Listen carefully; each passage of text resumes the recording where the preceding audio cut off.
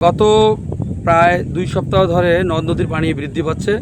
আমরা জেনেছি যে 2 দফা বন্যা কুড়িগ্রামে হয়েছে এবং গত 2 দিন ধরে আবারও ব্রহ্মপুত্র, ধরলা, তিস্তা সবকটি নদ নদীর পানি হু করে বাড়ছে। তা আমি এই মুহূর্তে দাঁড়িয়ে আছি কুড়িগ্রামের ব্রহ্মপুত্র নদ এলাকায়।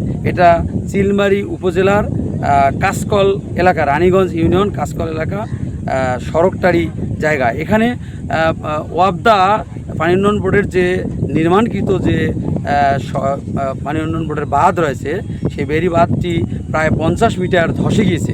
ব্রহ্মপুত্র নদের পানি বেড়ে যাওয়ার কারণে পানির তোরে এই ধসে এটি ভেঙে গেছে। আমরা দেখতে পাচ্ছি এখানে যে দেখা যাচ্ছে যে এখানে অনেক মানুষ অপেক্ষা করছেন। তারা দেখতেছেন যে এই বাঁধের মধ্যে যথেষ্ট যে ভেঙে গিয়েছে, সেই ভেঙে যাওয়া রাস্তার মধ্যে মানে এখন পানি উন্নয়ন বোর্ড যে কাজটি করতেছেন সেটি হচ্ছে যে এখানে পানি উন্নয়ন বোর্ডের যে বোল্ডার ফেলিয়ে যে বাঁধটি রক্ষার চেষ্টা করেছিল, এটি গত 2017 সালে নির্মাণ করা হয়, কিন্তু পানির তোরে এটি ভেঙে যায়। ফলে এখানকার বসত বাড়ি যেগুলো আছে, সে বসত বাড়িগুলো কিন্তু যারা বসবাস করেন সেসব মানুষ কিন্তু অনেক আতঙ্কে দিন কাটাচ্ছে। ভাঙার জন্য চিনতে পারছি না, নিদ নাই, ঘুম নাই, রাতের 1টা 1:30 2টা পর্যন্ত বসি রাস্তায় থাকি।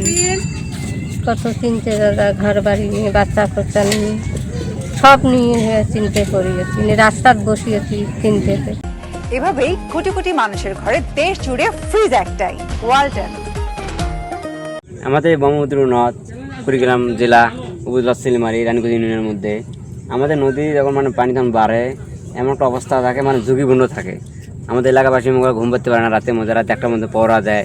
যদি নদীটা ভাঙন ধরে, যদি ওদেরকে জানানো হলে চাই হলো ভিডিও চাই, ভিডিও যাতে অসম্ভব। গ্রাম অঞ্চল সবাই তো আর স্মার্টফোন চালায় না, এখন ভিডিও দিতে পারে না, ওরা আসে না, আবার ফোন দিলে ফোন অফ করে থয়, অনেক তালবানা করে।